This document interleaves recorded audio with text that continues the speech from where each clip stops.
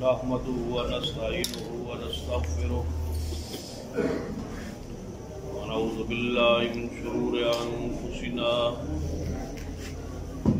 ومن سيئات أعمالنا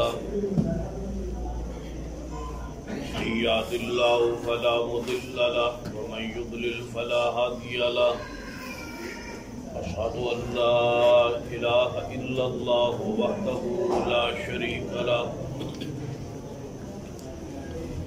وأشهد أن محمدا عبده ورسوله أما بعد فإن خير الحديث كتاب الله وخير الهدي هدي محمد صلى الله عليه وآله وسلم وشر الأمور محدثاتها وكل محدثة بدعة وكل بدعة ضلالة أما بعد أعوذ بالله السميع العليم من الشيطان الرجيم بسم الله الرحمن الرحيم يا أيها الرسل كلوا من الطيبات واعملوا صالحا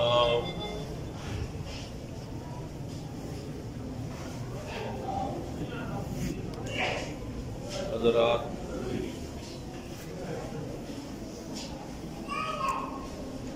قرآن پاک کی منزل آج مکمل ہوئی۔ فضل اللہ تعالیٰ اپنے پورا مراد حضرت قاری صاحب سے سننا، اللہ تعالیٰ ان کے علم میں، عمر میں، عزت میں برکت عطا فرمائے اور آپ کا سننا بھی اپنی بارگاہ میں قبول فرمائے۔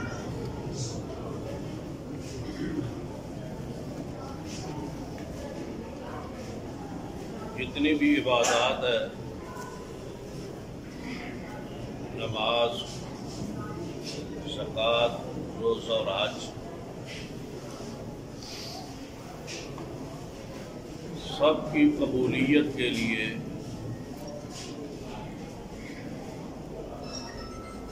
پیٹ کے اندر لقمہ حلال کا جانا ضروری ہے۔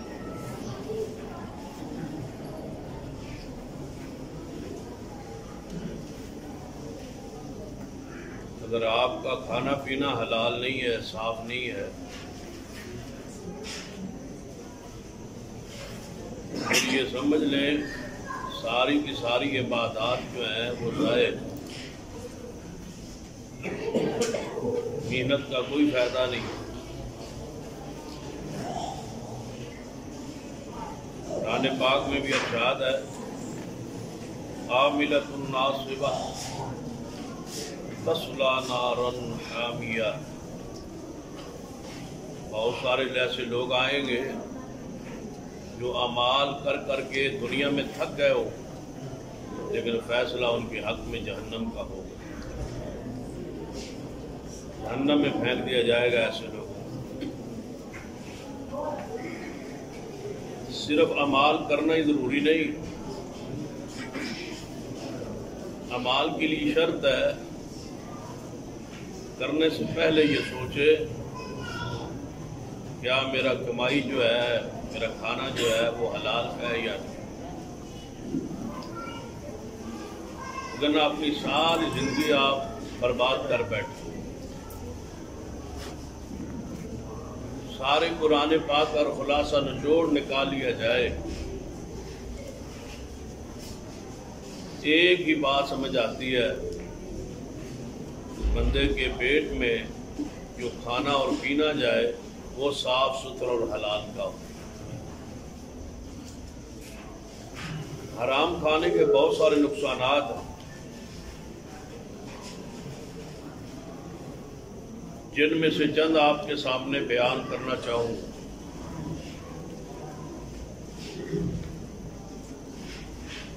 حرام کھانے کا سب سے بڑا نقصان یہ ہے، اور پہلا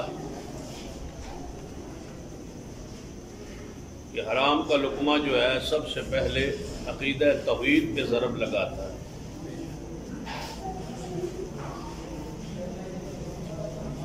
جب انسان اللہ تبارک و تعالیٰ کے دیے پر راضی نہیں ہوتا اس کی تقسیم پر راضی نہیں ہوتا تو پھر بندہ حرام راست اختیار کرتا ہے اور اللہ پر توکل ختم کرتا ہے۔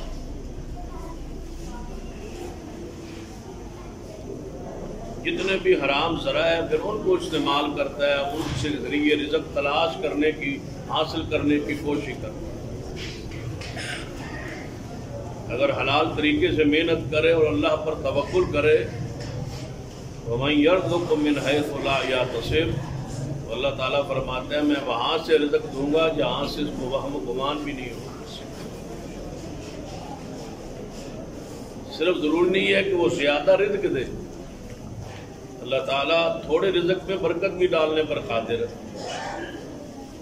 آپ کے اخراجات اتنے کم کر دے کہ آپ کو کوئی مصیبت نہ آنے دے، کوئی پریشانی نہ آنے دے، آپ کا پیسہ کوئی خرچ نہ ہونے دے حرام طریقوں پر، ناجائز طریقوں پر، یا علاج معالجے پر، یا مختلف مسائل پر، تھوڑے سے رزق میں ہی اللہ تعالیٰ برکت ڈالنے پر قادر ہے۔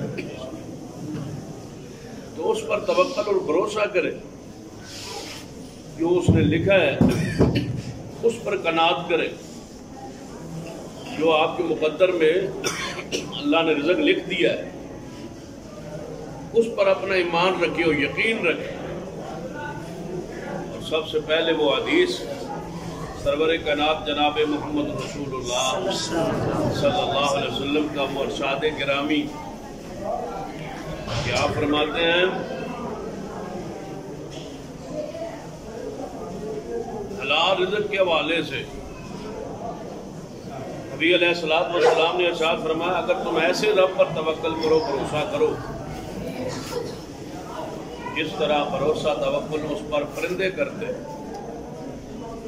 پرندوں نے کوئی مال جمع نہیں کیا ہوتا، گھر کے اندر ان کا کوئی ذخیرہ نہیں ہوتا،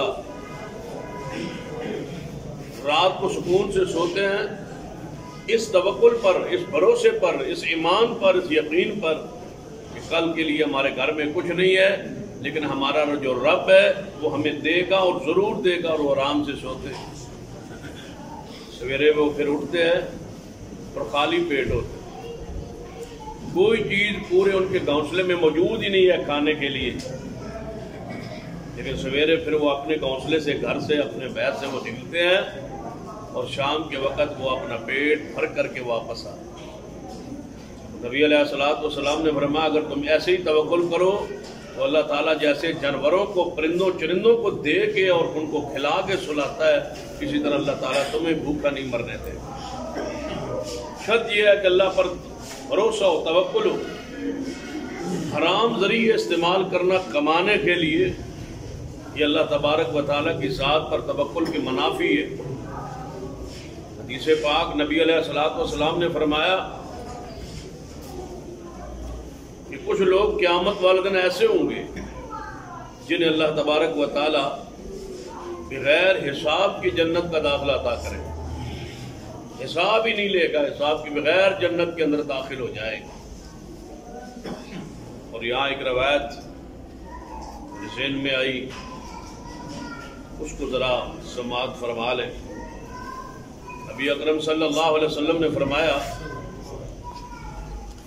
قیامت والے دن سب سے پہلے حساب جو ہے وہ میری ذات سے شروع ہوگا۔ رسول اللہ فرماتے ہیں سب سے پہلے حساب میری ذات سے شروع ہوگا۔ صحابہ کرام بڑے حیران ہو گئے، یا رسول اللہ صلی اللہ علیہ وسلم آپ کا بھی حساب ہوگا؟ آپ نے فرمایا ہاں، اللہ تبارک و تعالیٰ مجھ سے بھی پوچھے گا کہ اے محبوب علیہ السلام کیسے آئے ہو؟ کسی کو نہ رسول اللہ نے حساب کا نام دیا ہے، اللہ تعالیٰ مجھ سے بھی پوچھے گا، اس طرح سمجھے خیر وفیت ہی پوچھ لے گا، حساب و کتاب آپ سے آغاز ہو جائے گا۔ پھر آپ نے فرمایا میرے بعد سیدنا ابو بکر صدیق کا حساب ہوگا، صدیق کے بعد سیدنا عمر کا حساب ہوگا، اور سیدنا عمر کے بعد سیدنا علی سے حساب ہوگا۔ میرے بعد سب سے پہلے ابو بکر سے، ابو بکر صدیق کے بعد سیدنا عمر سے، اور سیدنا عمر کے بعد سیدنا علی سے۔ دیکھیں ترتیب میں تیسرا نام سیدنا عثمان کا آنا چاہیے تھا، لیکن رسول اللہ صلی اللہ علیہ وسلم نے نام نہیں لیا، تو صحابہ کرام چونکے اور پوچھا یا رسول اللہ آپ نے عثمان کا نام نہیں لیا، جب آپ زندگی میں اکثر بیان کرتے ہیں ابو بکر، عمر، عثمان اور علی، آج آپ نے عثمان کا نام نہیں لیا. حساب میں عثمان پھر کہاں ہوگا؟ آپ نے فرمایا میرے صحابہ عثمان سے اللہ حساب نہیں لے گا. ان لوگوں میں شامل ہے جو بغیر حساب کی جنت میں جائیں گے. آپ نے فرمایا 70,000 میری امت کا ایسا شخص ہوگا جن سے اللہ حساب نہیں لے گا. پھر رسول اللہ صلی اللہ علیہ وسلم فرماتے ہیں جب مجھے اللہ نے یہ خبر دی کہ تمہاری امت میں سے 70,000 بندوں کا ہم حساب نہیں لیں گے، تو میں نے عرض کی یا اللہ میری امت کی تعداد زیادہ ہے اور یہ عنایت تھوڑی ہے. میری امت تو کروڑوں میں ہوگی، اربوں میں ہوگی، اور میری امت میں سے صرف 70,000 بندہ جنت میں جائے. ایک اور حدیث میں آتا ہے نبی علیہ الصلوۃ والسلام فرمایا قیامت والے دن پوری انسانیت کی 120 صفحے ہوں گی. 120 صفحے آپ حیران ہوں گے، صرف 120 صفحے. جو ایک صف ہوگی نا، عام بندہ اس کے نہ شروع ہونے کو جان سے دیکھ سکے گا کہاں سے یہ شروع ہوتی ہے اور کہاں جا کے ختم ہوتی ہے. 120 صفحے ہوں گی قیامت والے دن، پوری انسانوں کی 120 صفحے ہوں گی. نبی علیہ الصلوۃ والسلام فرماتے ہیں ان 120 صفحوں میں سے 40 صفحے سارے انبیاء کی امتوں کی ہوں گی اور صرف 80 صفحے اللہ تعالیٰ صرف میری امت کی ہوں گی. کیا سب سے امت میری زیادہ ہوگی تو اللہ تعالیٰ سے رسول اللہ فرمائیں گے یا اللہ میری امت زیادہ ہے اور 80,000 بغیر حساب کے جنت میں جائیں، یہ تھوڑے. نبی علیہ الصلوۃ والسلام نے فرمایا اللہ تعالیٰ نے مجھے بشارت دی کہ آپ پریشان نہ ہوں، ہمارا وعدہ ہے آپ سے وَلَسَوْفَ يُعْطِيكَ رَبُّكَ فَتَرْضَىٰ کہ ہم نے آپ کو راضی کرنا ہے، اتنی عطا کرنی ہے، اتنی رحمت کرنی ہے کہ ہم نے آپ کو راضی کرنا ہے، خوش کرنا ہے. لہذا ہم آپ کو عنایت کرتے ہیں، عطا کرتے ہیں کہ ہر 1000 کے ساتھ 70,000 ملا لیں. یہ لوگ بغیر حساب کے جنت میں جائیں گے. اور بغیر حساب کے جو جنت میں جانے والے ہیں ان ساروں کا تعلق اللہ پر توکل اور بھروسے کے ساتھ، جو صرف اللہ پر توکل کرتے تھے. علاج کروانا سنت ہے، بندہ بیمار ہو جائے علاج کروایا جا سکتا ہے، سنت ہے، مسنون ہے، مشروع ہے، جائز ہے. لیکن جو علاج نہیں کرواتا، ایک ہے علاج کروانا وہ سنت ہے، اس کا انکار نہیں ہے، کوئی مسلمان اس کا انکار نہیں کرتا. اور ایک بندہ کہے کہ میں علاج نہیں کرواتا اس ارادے اور نیت سے کہ بغیر دوائی کے وہ بیمار کرنے پر قادر ہے، تو کیا بغیر دوائی کے وہ شفا دینے پر قادر نہیں ہے؟ دیکھ لیا ایوب علیہ السلام بیمار رہے، علاج نہیں کروایا، 18-20 سال بیماری میں رہے، پھر اللہ تعالیٰ نے بغیر دوائی کے اپنی عمل سے، اپنے حکم سے شفا بخشی ہے. وہیں پر اللہ تعالیٰ نے پانی کا چشمہ جاری کر دیا پاؤں کے نیچے سے، فرمایا اسی کے ساتھ نہا لو اور اسی کو پی لو، اللہ اندر اور باہر کی ساری بیماریاں ختم فرما دے. تو اللہ تعالیٰ قادر ہے. ہم اللہ سے دعا ہی نہیں کرتے، اللہ تبارک و تعالیٰ کے سامنے اپنی بیماری لے کے جاتے ہی نہیں. ہمارے جسم میں درد ہونے کی دیر ہے، ہم دوائی پر زیادہ انحصار کرتے ہیں، دعا نہیں کرتے. اللہ سے وہ امید، وہ توکل، وہ بھروسہ جو شریعت کو مطلوب ہے وہ ہمارے اندر موجود ہی نہیں ہے. نبی علیہ الصلوۃ والسلام نے فرمایا علاج کروانا مسنون ہے، سنت ہے، دم کروانا سنت ہے، لیکن جو بغیر دم کروائے اور بغیر علاج کیے صرف اللہ پر توکل کرے، اللہ تعالیٰ اس کو بغیر حساب کے جنت کا داخلہ عطا کرے. کیونکہ اس نے اللہ کی ذات پہ توکل کیا، بھروسہ کیا. تو حرام کھانے والا جو شخص ہے اس کا سب سے پہلے اللہ پر توکل ختم ہو جاتا ہے. اس کا عقیدہ توحید پہ یہ ضرب ہے، عقیدہ توحید اس کا خراب ہے. جو چاہتا ہے کہ رشوت کے ذریعے، حرام ذرائع کے ذریعے میرے پاس پیسہ اکٹھا ہو جائے، یا بہنوں اور بیٹیوں کا حق کھا کے ان کو حق میں نہ دوں، بیٹیوں کا حق کھا جاؤں، بہنوں کا حق کھا جاؤں، یا پڑوسیوں کا حق کھا جاؤں، یا کسی کی زمین پر پلاٹ پر قبضہ کر لوں، یا کوئی بھی ناجائز طریقہ استعمال کروں تاکہ میرے پاس رزق آ جائے، مال آ جائے. ایسے شخص کا ایمان انتہائی کمزور ہے، اس کا ایمان اللہ پر درست نہیں. رضیت باللہ ربا، ایمان کی حلاوت مٹھاس ہی اسے محسوس ہوگی جو اس پر راضی ہو کہ میرا روزی دینے والا میرا رب ہے. جو رب نے کہا ہے بس میں وہی کروں گا، جو رب نے منع کیا اس سے میں رک جاؤں گا. میرا رب میرا پرورش کرنے والا ہے، مجھے پالنے والا ہے۔ رزاق بھی وہی ہے اور رازق بھی وہی ہے۔ رزاق اور رازق میں بعض مفسرین شارحین نے فرق بیان کیا ہے کہ اللہ تعالیٰ کی صفت رازق بھی ہے اور اللہ تعالیٰ کی صفت جو ہے وہ رزاق بھی ہے۔ دونوں صفتوں میں تھوڑا سا فرق ہے، رازق اور رزاق۔ رازق وہ ہوتا ہے جس سے رزق کا مطالبہ ہو، سوال ہو، درخواست ہو تو رزق عطا کرے، وہ رازق ہے۔ اور رزاق وہ ہے جو بغیر مانگے رزق عطا کرے، مانگنے ضرورت ہی نہ پڑے۔ اور کیا ایسے لمحات ہر بندے پر نہیں آئے کہ اس نے نہیں مانگا اور اللہ رزق عطا کیا ہے؟ اب تو ہم مانگنے کے لائق ہو گئے، مانگنے کے قابل ہو گئے، ہمیں اللہ نے عقل دے دیا، شعور دے دیا، سمجھ دے دی، جوانی دے دی، کاروبار کمانے کے کرنے کے طریقے سمجھا دیے۔ اب تو ہم کہتے ہیں مانگتے ہیں اللہ سے، لیکن ایک وقت ایسا بھی گزرا ہے جب ہم مانگنے کے قابل ہی نہیں تھے۔ بچپن میں ہر بندے پر یہ وقت گزرا ہے۔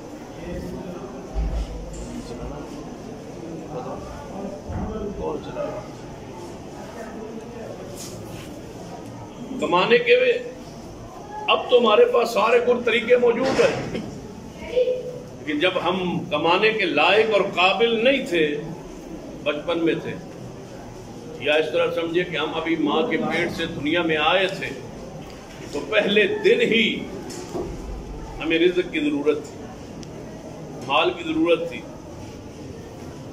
ہمارا جسم موجود تھا، پیٹ موجود تھا، نظام ہضم جو ہے وہ موجود تھا، پہلے دن ہی ہمیں رزق چاہیے تھا۔ مانگنے کا طریقہ اور سلیقہ بھی نہیں تھا، زبان بھی نہیں تھی، بول بھی نہیں تھے، الفاظ کا ذخیرہ بھی نہیں تھا، ہمارے پاس کچھ بھی نہیں تھا، مانگنے کا سلیقہ بھی نہیں تھا، یہ بھی نہیں پتا تھا کہ میری ماں کون ہے، میرا باپ کون ہے، یہ پہچان بھی نہیں تھی، رشتے دار کون ہے، کس سے مانگنا ہے، کس سے نہیں مانگنا، کس طرح مانگنا ہے، طریقہ بھی نہیں تھا۔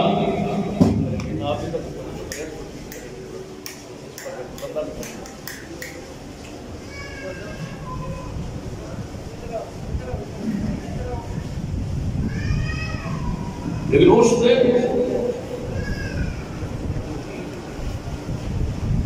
اللہ نے کیسے رزق دیا ہے؟ قرآن پاک کو پڑھے، أَلَمْ نَجْعَل لَّهُ عَيْنَيْنِ وَلِسَانًا وَشَفَتَيْنِ وَهَدَيْنَاهُ النَّجْدَيْنِ۔ وہ کون ہے جس نے ماں کی چھاتی پر تیرے لیے خوراک کا تیرے پیدا ہونے سے پہلے ہی انتظام کر دیا؟ تو مانگنے کے قابل ہی نہیں تھا، مانگنے کا تجھے شعور ہی نہیں تھا، سمجھ ہی نہیں تھی۔ اس دن اللہ تعالیٰ آپ کو یہ رزق دیتا رہا اور آپ لیتے رہے، کھاتے رہے۔ آج جب شعور ملا ہے اور اس نے منع کیا ہے کہ میں تیرا رب ہوں، تیرا خالق ہوں، تیرا رازق ہوں، تیرا رزاق ہوں، رزق دینے کا اعلان کرتا ہوں، تیرے پیدا ہونے سے پہلے طرح میں نے رزق لکھ دیا ہے، اب میرا حکم یہ ہے کہ یہ حرام طریقے رزق کمانے کے، ان کو استعمال نہیں کرو۔ بندے نے وہی استعمال کیے، سب دنیا کا حق کھا کے بیٹھ رہا ہے، برادری اس سے تنگ ہے، بندے اس سے تنگ ہے، دوست اس سے تنگ ہے، ہر حرام ذریعہ وہ استعمال کرتا ہے، اور پھر نماز بھی پڑھتا ہے، روزہ بھی رکھتا ہے، حج اور زکوٰۃ بھی ادا کرتا ہے، پھر اندازہ کریں اس کو فائدہ کیا ہو۔ حدیث ہے، نبی علیہ السلام نے فرمایا بہت سارے لوگ ایسے ہیں جنہیں رمضان المبارک کے آخر پہ سوائے بھوک اور پیاس کے کچھ نہیں بچتا، ثواب نہیں ہے، اجر نہیں ہے، کیونکہ سحری میں حرام کی ملاوٹ ہے، افطاری میں پیسہ حرام کا، وہ رشوت کا، وہ سود کا، وہ سود پہ جو جمع کروائے ہوئے پیسے ہیں وہ حرام طریقوں سے کمایا ہوا پیسہ، وہ خیانت سے کمایا ہوا پیسہ، وہ بددیانتی سے کمایا ہوا پیسہ، وہ کم تول کے، کم ناپ کے، ناجائز منافع خوری کر کے جو پیسہ کمایا ہے، آج وہ نہیں کر رہا ہے کہ نماز قبول نہیں، روزہ قبول نہیں، اور یاد رکھیے حرام کمانے کا، حرام کی کمائی کا دوسرا حملہ جو ہے، دوسرا حملہ وہ بھی بندے کے ایمان پر۔ پہلا حملہ توکل پر تھا، عقیدے پر تھا، اور دوسرا حملہ جو ہے حرام کے رزق کا، حرام کی کمائی کا، وہ بندے کے ایمان پر۔ لا ایمان لمن لا امانت له، جو اپنے معاملات میں امانت دار نہیں ہے اس کا ایمان ہی نہیں۔ تو آپ کے اس حرام کے پیسے نے آپ کے ایمان کی نفی کر دی، اور رسول اللہ کی حدیث ہے ایمان والا ہی جنت میں جائے گا، اور نفی ہے اس شخص کی جو اپنے مال میں خیانت کرتا ہے۔ خیانت کے مختلف انداز، مختلف طریقے ہیں، جتنے بھی ناجائز طریقے ہیں حقیقت میں وہ خیانت۔ اور نبی علیہ السلام نے منافق کی جو علامات نشانیاں بیان کی ہے، ان میں ایک نشانی یہ ہے کہ وہ اس کے پاس امانت ہو تو وہ خیانت کرے، امانت میں یا انفرادی ہو یا اجتماعی ہو، اس میں خیانت کرتا ہے، وہ منافق ہے۔ اور جو منافق ہے وہ جہنم کے سب سے نیچے والے گڑھے میں جائے۔ ان المنافقین فی الدرک الاسفل من النار، جہنم کا جو سب سے نیچے گڑھا ہوگا، کافروں سے بھی نیچے،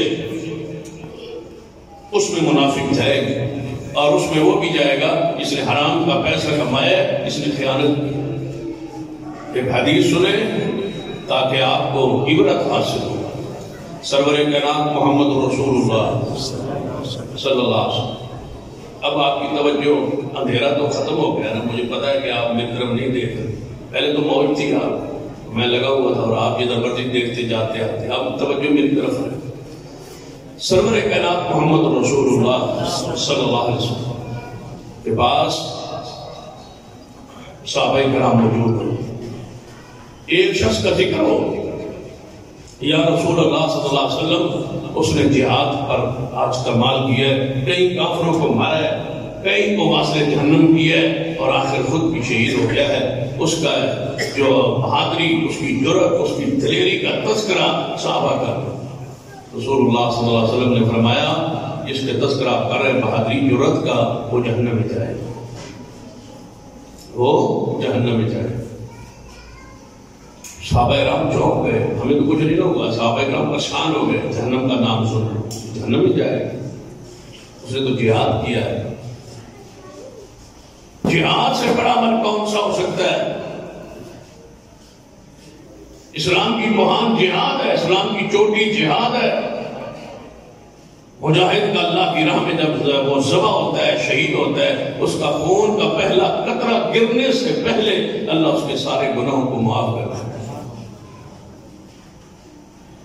مجاہد جو ہوتا ہے، شہید جو ہوتا ہے، وہ اپنے خون کے ذریعے اللہ کے ایک ہونے کی گواہی دیتا ہے، اسلام کی سچائی کی گواہی دیتا ہے۔ شہید کا رتبہ حدیث میں بہت موجود ہے، لیکن یہاں معاملہ انتہائی اہم ہے کہ جس نے حرام کمایا اور حرام کھایا، اس کو شہادت کا بھی کوئی فائدہ نہیں، اس کے جہاد کا بھی کوئی فائدہ نہیں۔ کیوں؟ کہ جو حرام کھاتا ہے لازم امر ہے کہ وہ کسی اور کا حق ہے، کسی غریب کا حق ہوگا، بہن کا حق ہوگا، ماں کا حق ہوگا، بیٹی کا حق ہوگا، بھائی کا حق ہوگا، پڑوسی کا حق ہوگا، کسی مسلمان کا حق ہوگا، کسی کا حق اس نے مارا ہے، لہذا یہ بندہ اس لائق نہیں ہے کہ اللہ اس کی عبادت کوئی بھی قبول کرے۔ اپنی کمائی کو چیک کیجیے، رسول رحمت صلی اللہ علیہ وسلم فرماتے ہیں اس بندے نے 10 درہم کا سوٹ لیا، 10 درہم کا پہننے کے لیے جوڑا لیا، خریدا، اس میں 1 روپے، 1 درہم، 1 دینار حرام کا تھا۔ جب تک وہ سوٹ اس کے جسم پہ رہے گا اللہ کی عبادت قبول نہیں کرے گا۔ دوسری حدیث میں ہے جس نے 1 درہم حرام کا کھا لیا، اللہ تعالیٰ اس کی 40 دن دعا اور عبادت قبول نہیں کرتا۔ تیسری حدیث میں ہے نبی علیہ السلام نے فرمایا جس بندے نے حرام کھایا، حرام کمایا ہے، اللہ اس حرام کے پرے ہوئے وجود کو جنت میں نہیں جانے دے، وہ حرام کا پلا ہوا جو جسم ہے اس کے لائق ہے کہ وہ جہنم کی آگ میں گلے سڑے، جنت میں نہیں جا سکتا۔ جنت انتہائی پاکیزہ لوگوں کی۔ اگر آپ توجہ کریں تو ایک واقعہ کی طرف آپ سے اشارہ کرتا ہوں، پھر وہ حدیث آپ کو سناتا ہوں جس کا ذکر ہوگا۔ اللہ تعالیٰ نے جنت بنانے کے بعد پھر آدم علیہ السلام کو بنایا اور اس جنت میں بھیج دیا۔ مشہور حدیث ہے، وہ واقعہ قرآن میں بھی ہے۔ آدم علیہ السلام کو فرمایا اس جنت سے، جہاں سے جاؤ، جو چاہو کھاؤ پیو رہو اس جنت میں، صرف ایک درخت ہے، اس درخت کا آپ نے پھل نہیں کھانا۔ اللہ نے روک دیا۔ پھر آپ جانتے ہیں آدم علیہ السلام اور درخت کے پاس گئے، اس سے کس نے روکا تھا؟ اللہ نے۔ پھر درخت کا پھل کھا لیا، پھر جنت میں رہے یا نہ رہے؟ ایک دانہ کھایا اس کا جسے اللہ نے روکا ہے، پھر وہ جنت میں رہے یا نہ رہے؟ نہ رہے، باہر نکل آئے۔ پھر آپ کس امید سے بیٹھے ہیں لوگوں کا حق کھا کے کہ ہم جنت میں جائیں؟ آدم علیہ السلام تو جنت سے باہر کر دیا گیا، جو آپ کے باپ تھے، جنت کا لباس اتر گیا، جنت سے نکال کے زمین پہ بھیج دیا گیا۔ کئی سال روتے رہے اور توبہ پھر جا کے قبول ہوئی ہے ایک دانہ کھانے سے، اور جس کا پورا وجود اور پوری کمائی اور پورا بینک بیلنس ہی سارے ہی حرام کا ہو، اندازہ کریں وہ کس صورت کس کھاتے میں لکھا جائے۔ قبر میں کفن جائے گا اور کچھ نہیں جائے گا، خالی ہاتھ جاؤ گے اور وہ کفن بھی پتہ نہیں نصیب ہوتا ہے یا نہیں ہوتا۔ مال تو پچھلوں نے تقسیم کر رہے ہیں، لڑنا ہے پچھلوں نے۔ ابھی آپ کی میت پڑی ہوگی، حساب کتاب کرنے والے پہلے کرتے ہیں، تیرا ایسا کتنا بنتا ہے، تیرا کتنا بنتا ہے۔ پچھلوں کو خوش کرنے کے لیے اپنی قبر کو خراب کرتے ہو۔ رسول اللہ فرماتے ہیں، بندہ کہتا ہے مالی مالی، میرا مال میرا مال، حضور فرماتے ہیں تیرا مال وہ ہے جو تم نے کھا لیا، پہن لیا، پوشیدہ کر لیا اور ہضم کر لیا، وہ تیرا مال ہے، یا جو تم نے صدقہ کر دیا وہ تیرا مال ہے، باقی تیرا نہیں ہے، پچھلوں کا ہے۔ تیرے ساتھ کیا جائے؟ ایک چارپائی اور ایک قبر کھودنے کے لیے 2-4 ہتھیار اور ایک آدھ چادر جائے گی اور رشتہ دار جائیں گے، سب کچھ واپس آ جائے گا، تو اکیلا رہ جائے گا اور تیرے نمال تیرے ساتھ دفن ہو جائے گا۔ وہ برے ہیں یا اچھے ہیں؟ اچھے ہیں تو نور ہے، اگر نہیں ہے تو پھر اندھیرا ہی اندھیرا۔ اپنی کمائی چیک کیجیے، کمائی دیکھیے۔ نبی علیہ السلام کے سامنے اس شخص کا ذکر ہوا اس نے جہاد کیا، بڑا خوبصورت انداز میں صحابہ ذکر کیا، بڑا بڑا ہے، آپ نے جنت میں جائے گا۔ صحابہ نے پوچھا یا رسول اللہ صلی اللہ علیہ وسلم اس کا قصور اور جرم؟ فرمایا جب وہ جہاد سے ایک دفعہ مارکے سے فارغ ہوا تھا نا، تو وہاں کافر اس کا مال اکٹھا ہو رہا تھا، مال غنیمت، تو اس کو ایک چادر پسند آ گئی تھی، اس نے چادر چھپا لی، رکھ لی خیمے میں، باقی مال جمع کرا دیا۔ وہ اس چادر کی وجہ سے جہنم میں جائے گا، وہ کسی کا حق تھا۔ ایک دوسری حدیث سناتا ہوں جو اس سے بھی دردناک ہے۔ نبی علیہ السلام نے فرمایا، خطبہ دیا، آپ نے فرمایا میرے صحابہ سن لو، جس نے کوئی مال چھپا لیا، چرا لیا مال غنیمت میں سے، تو مال غنیمت اجتماعی مال ہوتا ہے، یہ قوم کا، یہ جماعت کا مال ہوتا ہے، یہ مساجد کا مال جماعت کا مال ہوتا ہے، یہ مدارس کی مال صدقہ و خیرات زکوٰۃ یہ عوام کا، یہ جماعت کا ہوتا ہے۔ اس کی خیانت جو ہے وہ اجتماعی خیانت، اجتماعی مال سے خیانت ہے، اور اس خیانت کا حساب کیسے ہوگا اس طرح حدیث پہ غور کریں۔ نبی رحمت صلی اللہ علیہ وسلم فرماتے ہیں، میرے صحابہ، جس نے مال غنیمت کے ساتھ میں سے کچھ مال چرا لیا، چھپا لیا، پیچھے رکھ لیا، جمع بیت المال میں نہ کرایا، میرے پاس جمع نہ کرایا، وہ اس اپنی خیانت کے ساتھ قیامت والے دن آئے گا، اور اس کو خیانت اس کی زہر ہوگی۔ کوئی کسی کا پیسہ چھپا نہیں ہو رہے گا، کوئی عمل چھپا نہیں رہے گا۔ اذا زلزلت الارض زلزالها واخرجت الارض اثقالها وقال الانسان ما لها يومئذ تحدث اخبارها بان ربك اوحى لها۔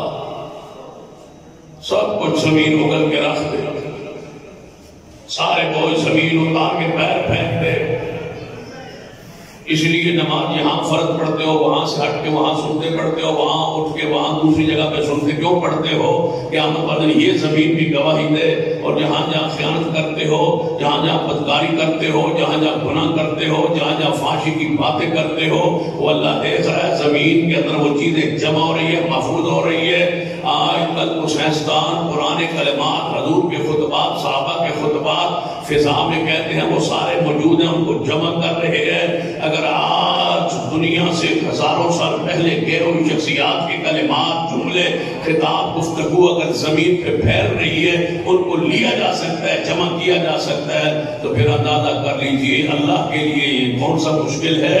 وہ ساری زمین اگل پڑے گی اور ایک بھی چیز بول کے کہے گی کہ یا اللہ اس نے میرے وجود پر یہ کیا ہے، آج میں اس کی گواہی دیتی ہوں۔ زبان بند ہو جائے گی، الیوم نختم علی افواہہم، منہوں پر اللہ مور لگا دے گا اور جسم کے سارے اعضاء کو بولنے کی قوت اور طاقت عطا فرمائے۔ تو نبی علیہ السلام نے جب خطاب کیا تو ایک صحابی نے، آپ کے ایک ساتھی نے، آپ کی ایک جماعتی نے ایک جوتی کا تسمہ رکھ لیا۔ جوتی کا تسمہ کتنے کا آتا ہے والا؟ وہ دھاگا جو بوٹ میں ڈالتے ہیں اس کو تسمہ کہتے ہیں۔ وہ تسمہ کتنے کا آتا ہے؟ سستا ہی ہے نا، کوئی اس کی ویلیو نہیں ہے نا۔ تو جب اس نے مال کافروں کا سمیٹا، اس میں ایک جوتی بوٹ میں تسمہ تھا، اس نے وہ تسمہ نکال لیا، اپنے بوٹوں میں ڈال دیا۔ تو اس کو وہاں جمع کرانے کی ضرورت کیا ہے؟ نبی علیہ السلام نے خطبہ دیا، فرمایا اگر کسی نے تسمہ بھی چھپا لیا ہوگا نا تو وہ بھی اس کے ساتھ آئے گا۔ تو وہ بندہ اٹھا، کہتا ہے یا رسول اللہ صلی اللہ علیہ وسلم، مجھ سے غلطی ہو گئی، میں نے یہ تسمہ ایک رکھ لیا، یہ تسمہ لے لی تھی، اب رما واپس لے جا، قیامت والے لے کے آنا۔ اب نہیں کہوں گا، تم نے چھپا لیا، یہ لے جا، تو نے قیامت والے دن یہ تسمہ لے کے آنا، رب کے سامنے پیش کرنا، اس کی مرضی معاف کرے یا اللہ پکڑ لے، میں نہیں لیتا، آپ کو قبول نہیں کرتا، تو پہلے جمع کیوں نہیں کرایا؟ اب اٹھتا ہے میرے خطاب کے بعد، میرے خطبے کے بعد، اب قیامت والے دن یہ تسمہ لے کے آنا، پھر دیکھنا آگے جب آگ نظر آئے۔ حرام کمانے کا، حرام کمائی کا سب سے بڑا دوسرا جو خطرہ ہے وہ آپ کے ایمان کا۔ بندہ خائن ہو جاتا ہے، حرام خور خائن ہوتا ہے، خیانت کرنے والا ہوتا ہے، تو اس کا ایمان کا تو خطرے میں۔ اور تیسری بات، حرام کمانے والے شخص کی حرام کی کمائی کا تیسرا حملہ جو ہے وہ اعمال پہ پڑتا ہے۔ نماز قبول نہیں ہوتی، روزہ قبول نہیں ہوتا، اعمال قبول نہیں ہوتے، حج قبول نہیں ہوتا۔ بتاؤ اس سے بڑا نقصان کیا ہوگا؟ یہ ساری زندگی بندہ اعمال کرتا رہے اور کوئی عمل ہی قبول نہ ہو، بالکل چٹل صفائی ہو پورے اعمال نامے میں۔ انما یتقبل اللہ من المتقین، اللہ تو متقی لوگوں کی اعمال قبول کرتا ہے۔ اللہ نہیں دیکھتا یہ کون ہے، اس کا نسب کس سے ملتا ہے، جڑتا ہے۔ آدم علیہ السلام کے دو بیٹے تھے، دونوں نے قربانی پیش کی تھی، اللہ نے قابیل کی قربانی کو قبول نہیں کیا اور آواز آئی انما یتقبل اللہ من المتقین، تو اس کی طرف دیکھ رہا ہے جو تیرا حق نہیں بنتا، تو دوسرے کے حق کی طرف نگاہ دے کے بیٹھا ہے، اور تو جانتا ہے میں تیری قربانی قبول کر لوں گا، تو آدم کا بیٹا ہے لیکن قربانی قبول نہیں کر، میں صرف اس کی وہ عمل قبول کرتا ہوں جو متقی ہو، اور متقی ہوتا ہی وہ ہے جس کی تعریف ہی یہ ہے کہ حرام کی کمائی سے بچنے والا متقی ہوتا ہے، جس کے وجود میں لقمہ حرام کا چلا گیا وہ تقوی والا نہیں ہوتا۔ وہ اللہ سے ڈرنے والا کیسے ہو سکتا ہے؟ اپنی کمائی کو چیک کریں، ایک لقمہ چیک کریں، یاد رکھنا اچانک قیامت آ جائے گی، اچانک دروازہ سورج غروب مغرب سے طلوع ہو جائے گا، توبہ کا دروازہ بند ہو جائے گا، اس سے پہلے توبہ کریں۔ نبی علیہ السلام کا بدل لقمہ اٹھائے گا، ابھی منہ میں نہیں گیا ہوگا کہ قیامت پہ قائم ہو جائے گا۔ پتہ ہی نہیں ہے کہ یہ لقمہ اندر جانا بھی ہے یار. تو نماز کا مساجد بنانے کا اس پہ خرچ کرنے کا کیا فائدہ ہے جب آپ کی کمائی کے اندر حرام کی ملاوٹ موجود. رسول اللہ صلی اللہ علیہ وسلم نے متشابہات سے جس چیز سے شبہ پڑتا ہو یہ حلال ہے یہ حرام. اتنے بندے ہیں جنہوں نے انشورنس کرائی ہو میں مر جاؤں گا اور پیچھے میری بیوی کو میرے بچوں کو اتنا پیسہ ملے گا. جانتے ہو یہ سود ہے. اور سود کھانا جو اتنا گناہ ہے ماں سے بدکاری کرنے سے بھی زیادہ گناہ. سود خور انسان جو ہے قیامت بعد ایسے اٹھے گا جیسے جنات نے شیاطین نے کسی بندے کو مس کیا ہوا تو دورہ پڑتا ہوتا ہے. کہتے ہیں یہ اس کو جن ہوا ہے اس کو شیطان چمٹا ہوا ہے. اس طرح دورہ پڑتا ہے قیامت بعد ایسا اٹھے گا سود کھانے والا. یہ بینکوں میں جو پیسے جمع ہے یہ سود کی قسموں میں سے ایک قسم ہے. آپ کہتے ہیں ہم سود لیتے نہیں پیسے جمع تو کراتے ہیں. بہت سارے علماء نے صرف یہ کرنٹ اکاؤنٹ کھلوانے کی اجازت دی ہے وہ بھی مجبوری میں. تو اس مجبوری میں کہ آپ کی تنخواہ یا آپ کا کوئی پیسہ کاروباری ادھر ادھر آ جا نہیں سکتا تو اس کو استعمال کرے. لیکن اپنے پیسے سارے بینک میں رکھنا یہ ایسے ہی ہے جیسے کسی قاتل کو بندوق مہیا کرنا. میں بندہ مار نہیں سکتا تیرے ساتھ نہیں دے سکتا لیکن اسلحہ تجھے دے دیتا تاکہ تو اس کو مار دے. سود کھاتا نہیں ہے لیکن اپنے پیسے بینک میں رکھتا ہے تاکہ وہ سود پر کاروبار بینک والے کرتے رہے. یہ معاملت ہے وَلَا تَعَاوَنُوا عَلَى الْإِثْمِ وَالْعُدْوَانِ. گناہ اور زیادتی کے کام میں تعاون نہیں. بندے کی دکان ہے دکان کرائے پر دی ہوئی ہے اس دکان میں حرام کام ہوتا ہے تو کیا سمجھتے ہو کہ آپ کی کمائی حلال کی.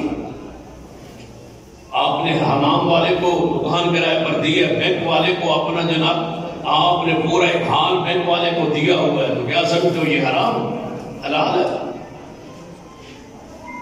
بینک کی تو چھاؤں میں بیٹھنا بھی حرام ہے. وہاں تو چوکیدارا کرنا بھی حرام. لکھنا رسول اللہ نے فرمایا سود لکھنے والا لکھانے والا سب اور اللہ کی لعنت. حرام کی کمائی کو دیکھیں. آپ نے دکان دی ہوئی ہے جس میں سگریٹ بکتی ہے. جنرل سٹور ہے کریانہ سٹور ہے اس میں سگریٹ بھی بیچتا ہے ساتھ. تم جانتے نہیں ہو سگریٹ بیچنا حرام. خریدنا بھی حرام ہے. اس کا کاروبار بھی حرام ہے. پینا بھی حرام ہے. خریدنا بھی حرام ہے. صحت کے لیے یہ مضر ہے. کینسر کی بیماری کا سبب ہے. پوری امت کا اجماع ہے. سارے حکیم سارے ڈاکٹر سارے علماء متفق ہے کہ یہ نقصان دہ ہے. جو نقصان دہ ہے وہ منہ میں نہ کھا سکتا ہے نہ پی سکتا ہے. پرہیز کے بعد دفعہ ڈاکٹر بتلاتے ہیں نا یہ چیز حلال ہوتی ہے پرہیز کرنا ہوتا ہے. یہ تو ویسے ہی حرام ہے. خبیث چیز ہے بری چیز ہے. آپ نے دکان کرائے پر دی ہوئی ہے اپنا حال کرائے پر دیا ہوا ہے مکان کرائے پر دیا ہوا. پتا ہے وہ مکان میں کیا کرتے ہیں ان کا کاروبار کیا ہے ان کے معاملات کیا ہے یہ کون چیک کرے گا. اتنا آسان نہیں ہے جنت میں جانا. لوہے کی گدیوں سے چھلنی کیے گئے تب لوگ جنت پہ پہنچے. ہم حسبتم ان تدخلوا الجنہ. قرآن میں رب کہتا ہے تم نے گمان کیا ہے تمہیں جنت آسانی سے مل جائے گی. صدیق دکھ اٹھا کے جنت میں جائے. سیدنا عمر تکلیف اٹھا کے جنت میں جائے. سیدنا علی سیدنا عثمان مظلومیت کی انتہا کو پہنچے پھر جنت میں جائے. حسین بن علی بچے ذبح کروا کے جنت میں جائے اور تم ویسے ہی جنت میں چلے جاؤ. نہیں جانے کے لیے کچھ کرنا پڑے گا. حرام چیزیں چھوڑنا پڑے گا. ہر وہ مکان ہر وہ دکان جو آپ کی کرائے پر ہے اگر اس میں حرام کام ہوتا ہے تو آپ کا کرایہ حرام کا ہے. اس میں بینک ہے اس میں کوئی فاش بے حیا عورت رہتی ہے یا کوئی ایسا کام ہوتا ہے جس کو اسلام نے حرام کیا ہے یا انشورنس کا کام ہوتا ہے. سود کا کوئی کاروبار ہوتا ہے. ناجائز چیز بیچی جاتی ہے خریدی جاتی ہے. یہ مشکل تو ہے درس آپ کے لیے سننا. آج تو آپ کو چاہیے تھا کوئی میٹھا میٹھا درس سنتے آپ. لیکن میں چاہتا ہوں تھوڑا سا آپ کے دل کو لگے یاد رکھنا جس دن ہماری کمائی اور لقمہ حلال کا ہو گیا سمجھو کہ ہماری دعائیں آسمان پہ اسی دن چڑھے گی. یہ کیوں نہیں چڑھتی؟ حرام کی وجہ سے. جو بندہ حرام خور ہو. اور اگلی بات یاد رکھے، سب سے بڑا حرام کی کمائی کا جو چوتھا بڑا حملہ ہے وہ دعا پر. پہلا توکل پر، دوسرا امانت پر، اور تیسرا عمل پر، اور چوتھا اس کا حملہ حرام کی کمائی کا وہ دعا پر پڑتا ہے. ہمارا آخری سہارا کیا ہے؟ دعا. جب ہر طرف سے جواب مل جائے اللہ کی طرف سے پھر بھی دعا ہے، تو دعا نہیں قبول ہوتی اس بندے کی جس کی کمائی حرام کی. لے جاؤ پھر ہمارے پاس رہ کیا گیا؟ نہ توکل رہا، نہ ایمان رہا، نہ عمل رہا، نہ دعا رہی. اور جس دن دعا والا آسرا بھی ختم ہو گیا پھر ہم کہاں جائیں گے؟ حرام خور کی تو دعا قبول نہیں ہوتی. نص حدیث ہے صحیح البخاری میں رسول اللہ صلی اللہ علیہ وسلم نے فرمایا بندہ احرام باندھ کے بال اس کے بکھرے ہوئے دور سے سفر کر کے حج کے لیے احرام باندھتا ہے، جاتا ہے عرفات کے میدان میں. اور جب عرفات کے میدان میں جاتا ہے نا، رسول اللہ فرماتا ہے شیطان مٹی اٹھا اٹھا کے اپنے سر پہ ڈالتا ہے جب دیکھتا ہے کہ اللہ بندوں کو معاف کر رہا، دعائیں قبول کر رہا. نبی علیہ السلام نے فرمایا نا، تنہائی میں بندہ رات کو گھر میں قرآن کی تلاوت کرتا ہے یا قیام کرتا ہے. کوئی بندہ دیکھ نہیں رہا، بندہ اٹھائے ہمارے رمضان ہے چلو 2 رکعت قرآن قیام کرتے ہیں اور اس میں قرآن پڑھ.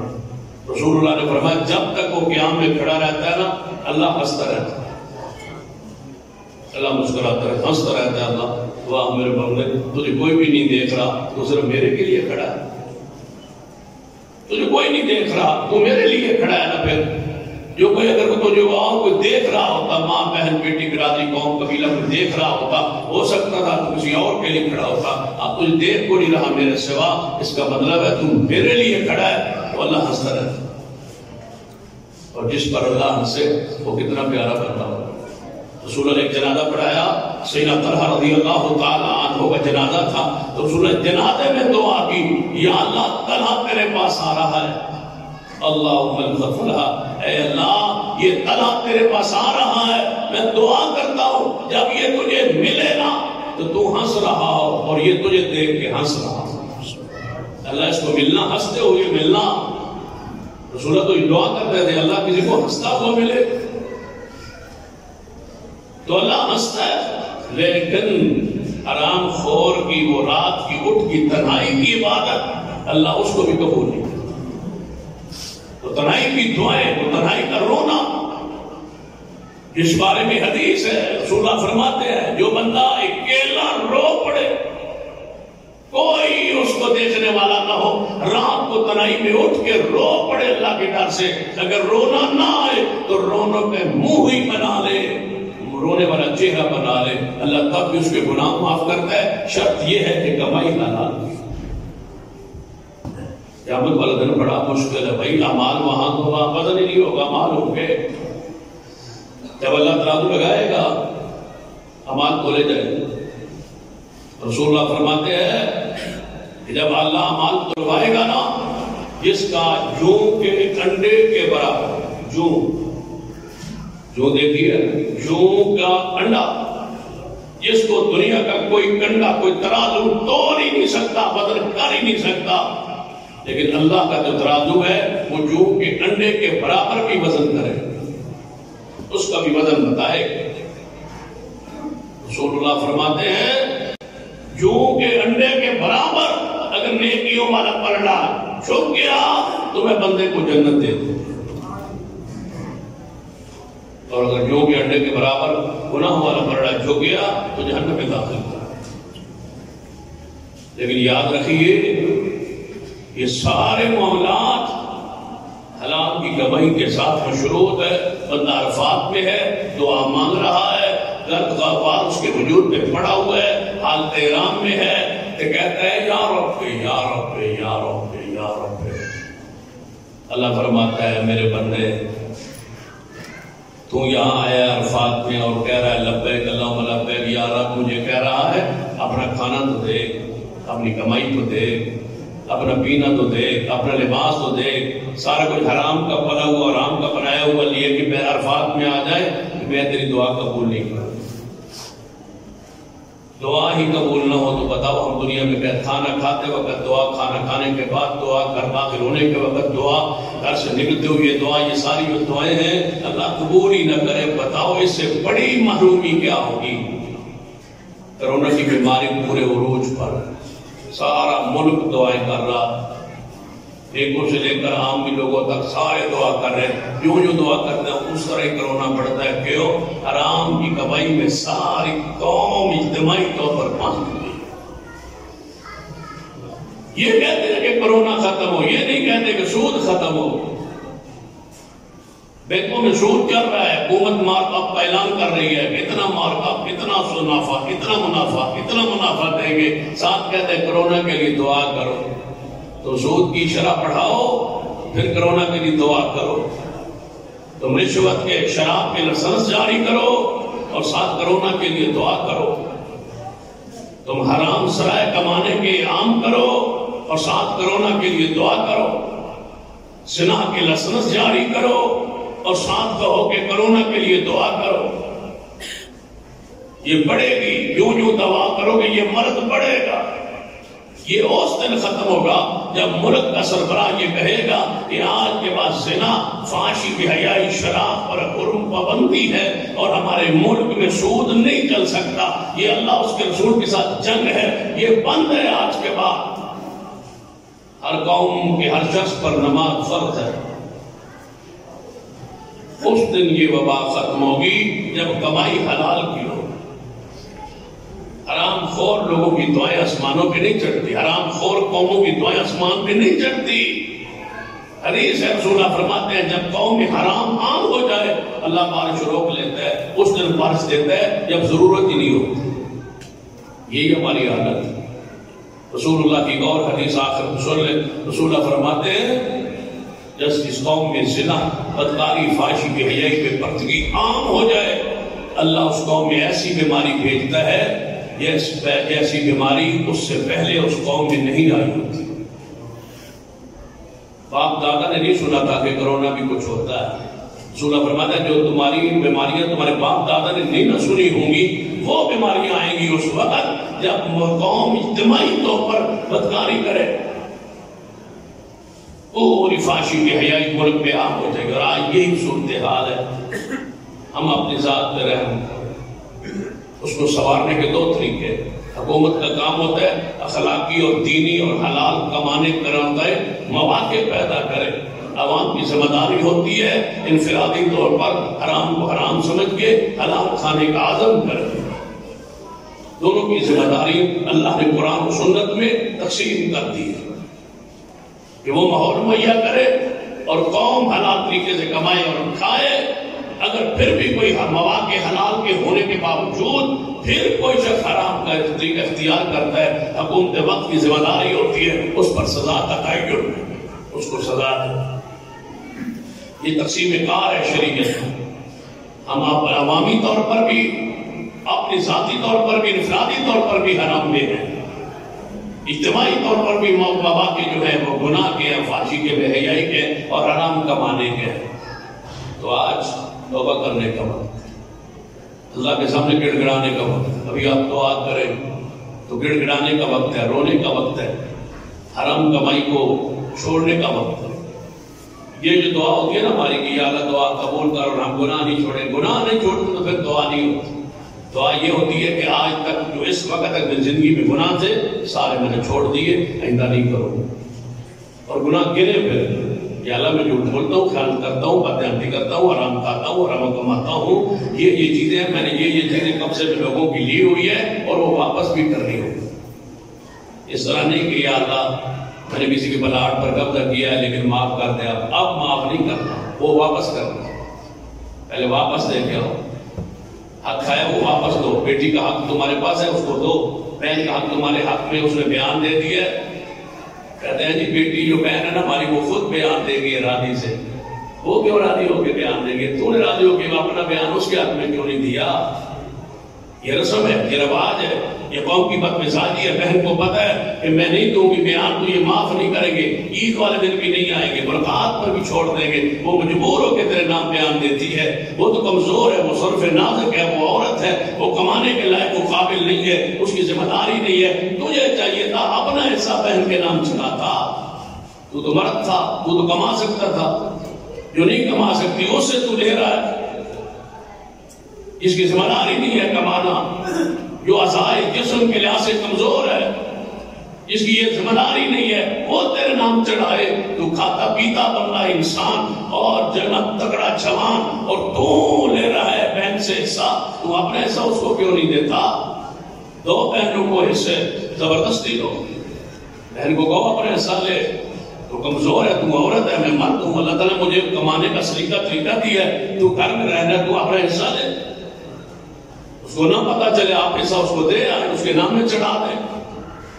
یہ جو ہے نا ہیرا پھیریا، یہ ہیلے، یہ سارے چھوڑ دیں۔ ہیلوں سے اسلام بننا مومن نہیں بن جاتا۔